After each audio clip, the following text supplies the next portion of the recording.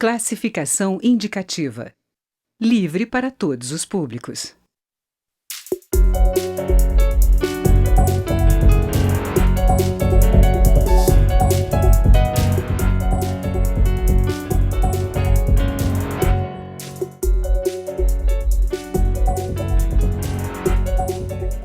Olá! A Organização dos Estados Americanos aprovou uma resolução que invoca a Carta Democrática contra a Venezuela e pode levar à suspensão do país do bloco. O fundamento desse documento é a convicção de que a democracia representativa é indispensável para a estabilidade, a paz e o desenvolvimento da região. A Venezuela estaria violando esses princípios ao fazer ataques ao parlamento. O mais recente deles foi a tentativa da Suprema Corte, alinhada com o presidente do país, Nicolás Maduro, tomar o lugar da Assembleia Nacional. Resolução semelhante foi tomada pelo Mercosul, que tem uma cláusula democrática que defende a separação dos poderes. Os delegados dos países membros enxergam uma ruptura da ordem democrática no país. Esse é o tema do Câmara Debate da Rádio da TV Câmara, que convidou os deputados Nelson Pellegrino, do PT da Bahia, e Eduardo Barbosa, do PSDB de Minas Gerais. Deputados, o presidente Nicolás Maduro considerou uma ingerência indevida nos assuntos internos da Venezuela essas duas decisões dessas organizações diante da tentativa do Supremo Tribunal, da Suprema Corte, se sobrepor, assumir o papel de legislador, decisão que já foi mudada. Como é que o senhor vê essa questão? É uma ingerência, deputado Nelson Pellegrino? Olha, eu acho que nós estamos vendo hoje uma situação na comunidade internacional onde a soberania nacional ela é relativizada em prol do respeito a direitos que são universais, né, como os direitos democráticos e também a proteção dos direitos humanos. Então, toda vez que houver uma violação da democracia e que houver a violação dos direitos humanos, eu acho que a comunidade internacional ela tem toda a legitimidade para se manifestar. É evidente que a situação na Venezuela há muita informação e desinformação também. E é preciso que seja restaurada as informações do que está acontecendo lá.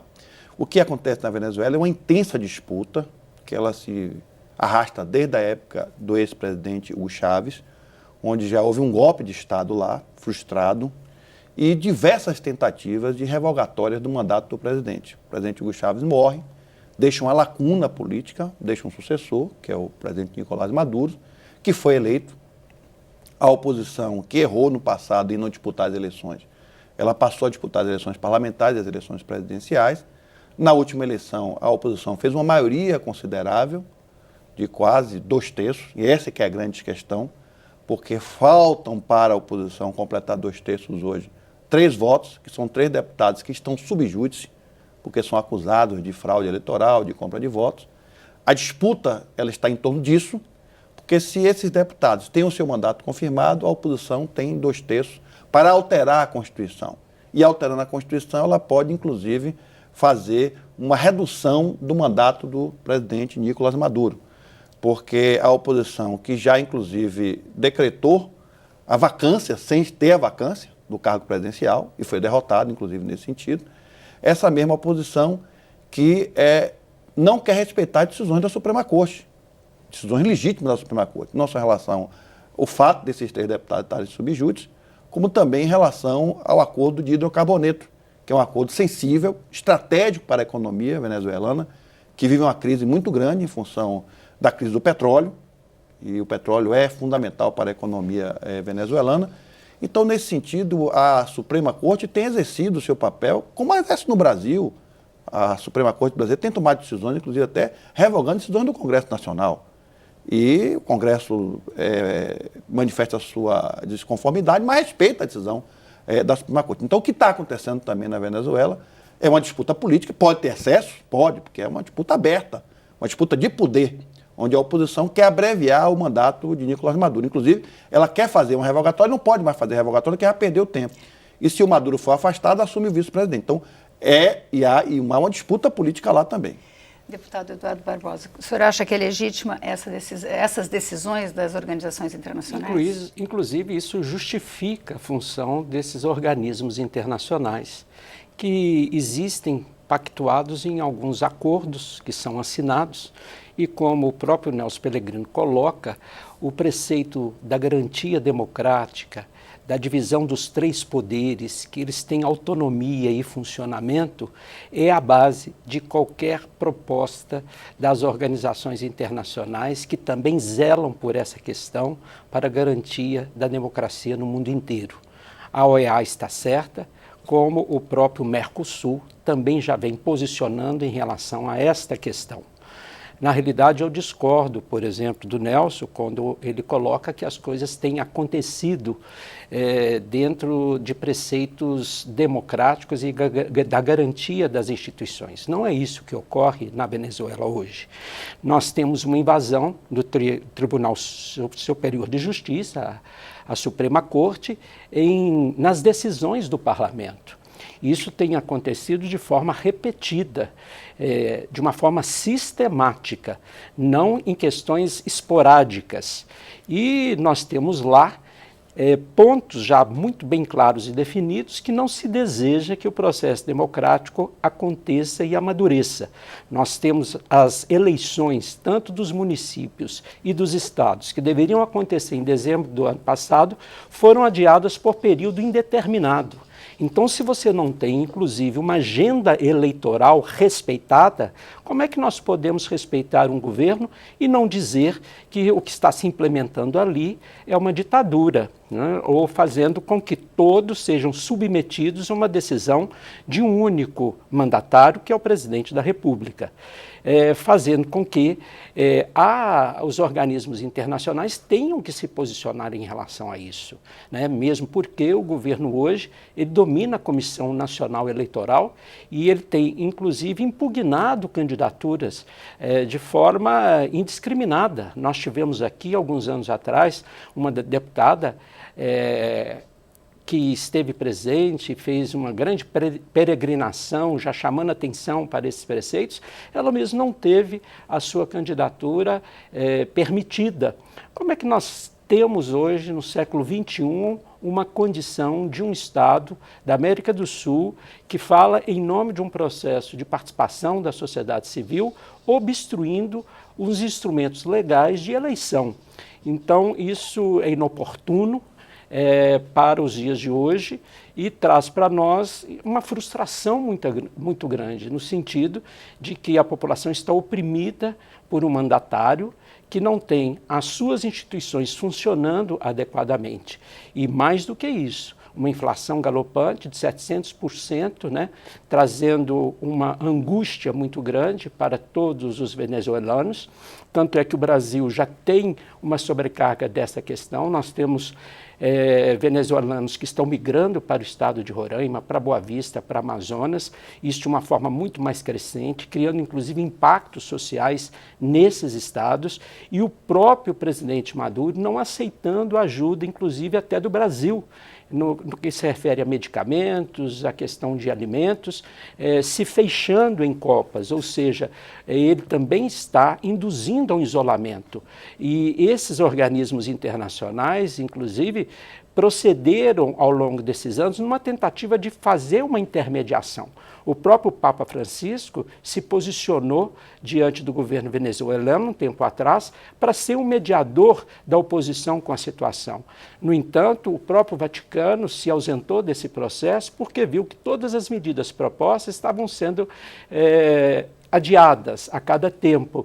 Então, nós tivemos, inclusive, diversos porta-vozes do mundo, respeitados, como o próprio Papa Francisco, que é uma pessoa hoje considerada no mundo inteiro como uma pessoa ilibada e que tem a condição de fazer esse tipo de articulação, e foi negado até essa possibilidade.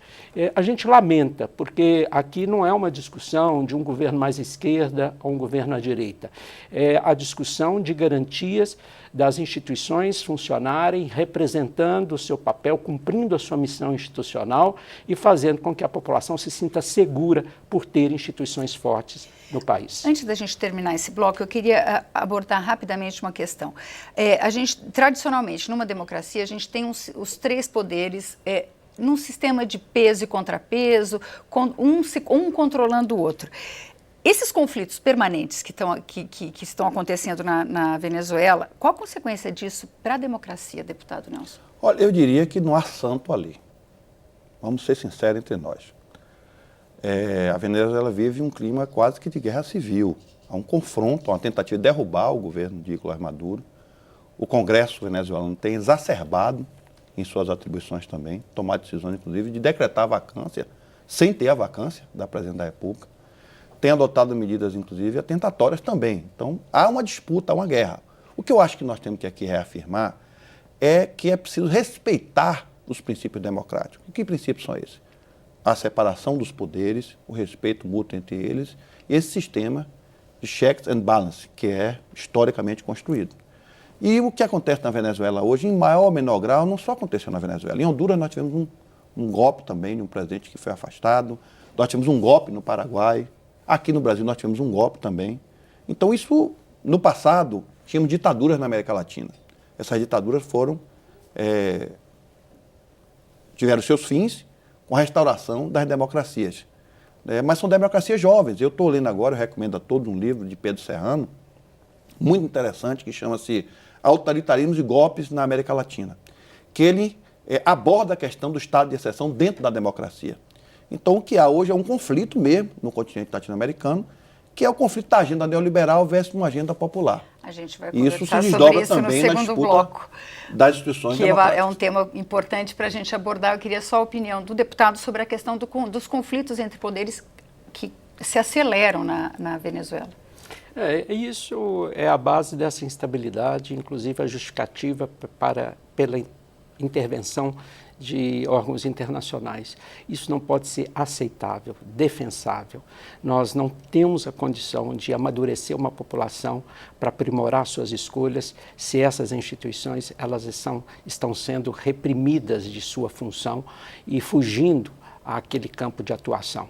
A divisão dos três poderes é a base da democracia, nós temos que preservá-la a qualquer custo. E isso todos têm que fazer coro e vozes para que não permitam em qualquer parte do mundo.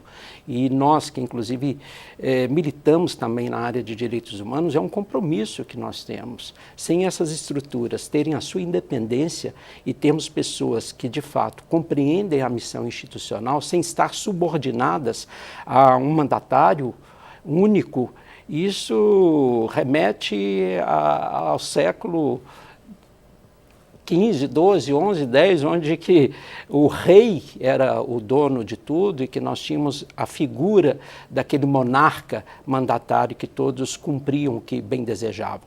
O processo democrático é de discussão de concepções a cada dia, todos têm que evoluir nas suas ideias, ninguém é dono da verdade, seja esquerda ou direita. Nós estamos num processo evolutivo de concepções, inclusive com os avanços de conhecimento científico. A juventude não deseja isso mais, inclusive a frustração da juventude em relação à política é justamente esse conflito e essa ambiguidade que querem manter de qualquer jeito, ou seja, uns são ótimos e os outros são péssimos e vice-versa. E nessa luta não é a democracia que ganha, pelo contrário, é a força que está imperando nos países. Infelizmente, a Venezuela é um exemplo típico do que está acontecendo. A gente vai fazer um pequeno intervalo e volta falando do continente. Até daqui a pouco.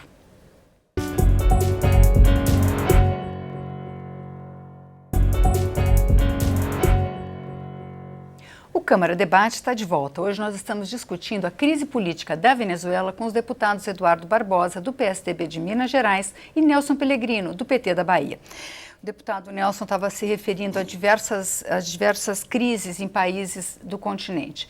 A gente teve recentemente a crise no Paraguai, com o presidente tentando aumentar o seu mandato. A gente tem crises no Equador, que a oposição questiona o resultado das eleições. Em que medida o Brasil passou por uma crise política, ainda passa por uma crise política muito séria? Em que medida isso tudo é determinado também por uma crise econômica que tem afetado gravemente os países, né? A Venezuela é um país, em 2016, 75% dos venezuelanos emagreceram quase 9 quilos cada um. Quer dizer, é uma crise econômica gravíssima. Em que medida isso é relacionado, deputado? Olha, me permita adotar um ponto de vista em relação a essa questão. Eu acho que o que está em disputa na América Latina é modelos modelos de inclusão e modelos de opressão, modelos de soberania e modelos de subserviência. Eu acho que essa é a luta que aconteceu na América Latina na década de 50, na década de 60. Na década de 60 e 70 foram ditaduras que sustentaram esse projeto. Na década de 80 e 90, projetos neoliberais. Na década de 2000, governos com inclinações populares.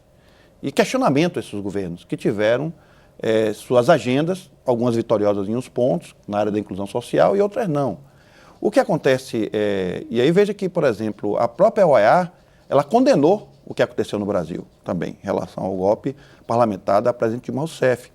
O Mercosul, quando tinha uma outra correlação de força, suspendeu o Paraguai do golpe que foi dado contra o presidente Lugo. Aí eu quero marcar um outro ponto de vista.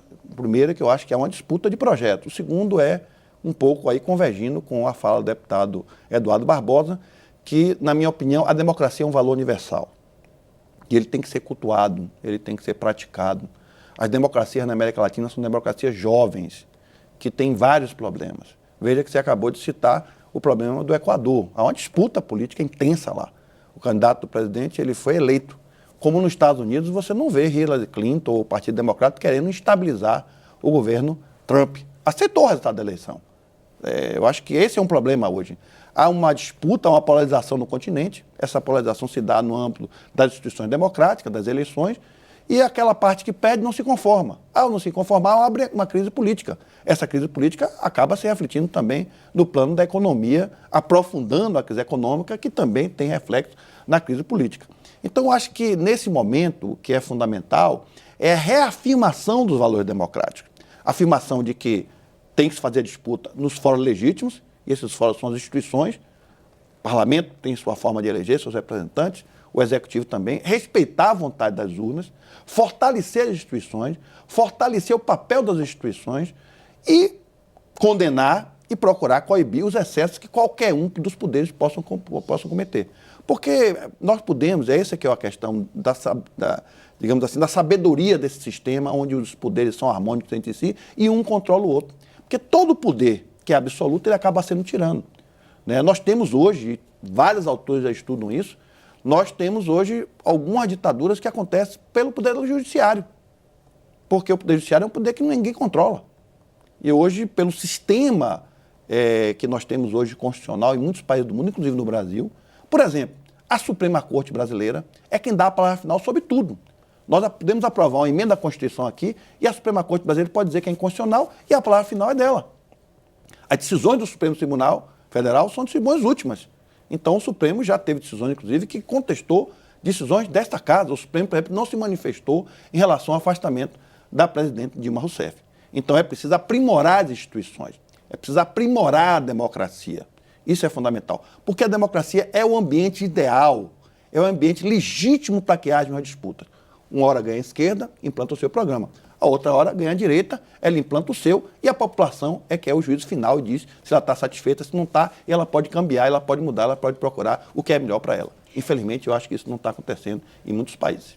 Deputado Eduardo Barbosa, o que está essa instabilidade política do continente? O que está provocando? O que você colocou é muito pertinente. Eu acho que quando a economia está tranquila, a população tem emprego, ela tem as suas necessidades atendidas e nós temos aí uma serenidade como reinando e não tem uma pressão da população em relação ao Estado. Então, a crise econômica é fato, principalmente nos países emergentes que ainda estão num processo de construção e de fortalecimento das suas economias. E a América Latina, a grande maioria dos países da América Latina são muito frágeis economicamente, são muito dependentes, né? Então, qualquer distúrbio econômico cria uma situação complexa para a população, inclusive não ter acesso, como você citou, caso da Venezuela, a bens essenciais, até a alimentação. Essa crise que nós estamos vivendo, política, é uma crise mundial. A gente vê que existe um descontentamento em toda parte do mundo. Na realidade, os nossos modelos políticos eles estão em decadência. E nós não conseguimos ainda no mundo inteiro criar novos caminhos na política ou na forma de como exercê-la. Nós estamos distanciando cada vez mais dos interesses da população. Isso acontece na Europa, nós estamos vendo vários conflitos, o próprio Estados Unidos com a eleição de Trump Trump foi um indicativo muito claro de uma insatisfação, e aqui na América Latina não é diferente. O que nos diferencia na América Latina, no meu ponto de vista? É a nossa cultura. Porque, além do modelo político, que nós não encontramos um que de fato dê segurança à população, nós temos uma cultura na América Latina de encosto no Estado. Ou seja, o Estado é o grande provedor. Ele tem que prover os ricos. Você vê no Brasil mesmo os escândalos que nós temos do Lava Jato, a justificativa das empreiteiras tão importantes do nosso país, as únicas que teriam condição de fazer o que os próprios governos previam como obras, e elas, nesse afã de ganhar mais, criaram um sistema de corrupção permanente. Então você vê, os ricos têm uma cultura de encostar no Estado, e isto vai em todas as classes sociais. Então, quando o Estado já não está dando conta mais de prover e precisa reformular o seu modelo econômico, lógico que nós temos aí um conflito de interesse da população, porque ela começa a perceber que vai perder alguns tipos de benefícios. Então nós temos uma economia não sustentável, ilusória. As pessoas, elas não compreendem muito bem que a cada gasto do Estado, de uma forma disseminada, a própria população é que vai pagar através de impostos ou então com privação de outros serviços. Então o nosso modelo econômico na América Latina, ele reflete muito a cultura do barranco. Eu preciso encostar no Estado de alguma forma. E com isso nós não avançamos nas políticas essenciais, nós temos uma privação de investimentos naquelas áreas que são típicas do Estado, como saúde, educação, segurança, moradia e assim por diante, e em detrimento de que nós temos que acolher todas as demandas, e o Estado tem que dar solução para isso. E esse é o grande impasse que nós temos hoje. São democracias também pautadas numa população com pouca formação educacional, com a educação de não qualidade, onde as redes sociais imperam, inclusive são os refrões, são as frases de efeito, sem reflexão sobre elas, mas não se discute de fato as questões imprescindíveis para um país sair de uma condição para outra na questão econômica. Então, e quem garante isso? As instituições têm que estarem fortalecidas, Por exemplo, com todas as mazelas políticas que o Brasil está vivendo, querendo ou não, o parlamento está funcionando, com toda a crítica, inclusive absorvendo todas as críticas, às vezes, de coisas que não é dela, mas está funcionando. Isso é fundamental, e as pessoas, às vezes, não valorizam esse espaço aqui do pluralismo de ideias, Onde a população tem acesso, ela enfrenta os debates, ela traz os pontos de descontentamento. Então, na Venezuela, por exemplo, quando você fecha esses espaços democráticos, você tensiona, e a rua é o reflexo disso lá. A violência na rua é reflexo disso tudo. Então, deputado, desculpe. Não, só sintetizando. Então, eu acho que o que você colocou é correto. É uma crise econômica onde a América do Sul está mal resolvida nos modelos econômicos que vai adotar. De um lado, uns lutando pelo Estado provedor permanente, e de outro mostrando que as coisas não são bem assim e que precisamos amadurecer nesse processo, absorvendo inclusive novas práticas. O senhor citou o acirramento da situação na Venezuela e citou também a questão da tentativa internacional de diálogo. Ao mesmo tempo, os dois deputados citaram a importância dessas organizações internacionais. Romper, fechar as portas, ameaçar a Venezuela de expulsão, impor cláusulas enfim, restritivas, interrompe esse diálogo, pode piorar, pode acirrar mais a situação já crítica nesses países que estão com problemas políticos? Não, sem dúvida, Eu acho que o diálogo é o caminho. No passado, o governo Lula patrocinou o diálogo na Venezuela. Algumas vezes, e com êxito, diga-se de passagem. Agora, para que haja o diálogo, e aí eu concordo que o Papa tem todas as condições, o Papa conseguiu fazer com que o presidente dos Estados Unidos apertasse a mão do presidente de Cuba. Eu sou um fã desse Papa. Agora, para que haja legitimidade para a mediação do conflito, é preciso que haja uma coisa que é fundamental, que é a isenção na hora de mediar. Você não pode entrar já tomando partido de um lado. Então, acho que é preciso que os atores que queiram fazer essa mediação entendam que há um conflito, e aí volto a dizer, ali não tem santo. O Congresso também tem exorbitado nas suas atribuições, o Congresso tem procurado dar um golpe no presidente eleito, e o presidente eleito está se defendendo, às vezes exorbitando também. E há uma luta de classe aberta na Venezuela. São dois projetos que se contrapõem, diferente do Brasil, que ainda tem uma acessibilidade lá, o negócio lá é mais diferente. Então, eu volto a dizer, eu acho que a gente tem que reafirmar os princípios democráticos. Essa reafirmação é que é fundamental. E as instituições têm que funcionar e tem que umas respeitar as outras. A vontade das urnas tem que ser respeitada, essa é a questão. Eu digo isso porque acontece na Venezuela, mas está virando escola no mundo inteiro. As pessoas perdem a eleição e não se conformam com a eleição. No dia seguinte, passem para a oposição e o que é pior, para a oposição é legítimo você partir, mas parte para inviabilizar o processo e inviabilizar o governo. Isso é que não pode acontecer. Então, isso é um problema. Está acontecendo agora no Equador, mas veja, a Cristina Kirchner na Argentina, embora tenha sido apertadíssima mais, ela se conformou com o resultado das eleições e está na oposição. Então é preciso respeitar as instituições, é preciso respeitar a vontade das urnas, é preciso respeitar, né, as regras do jogo. Deputado Eduardo Barbosa.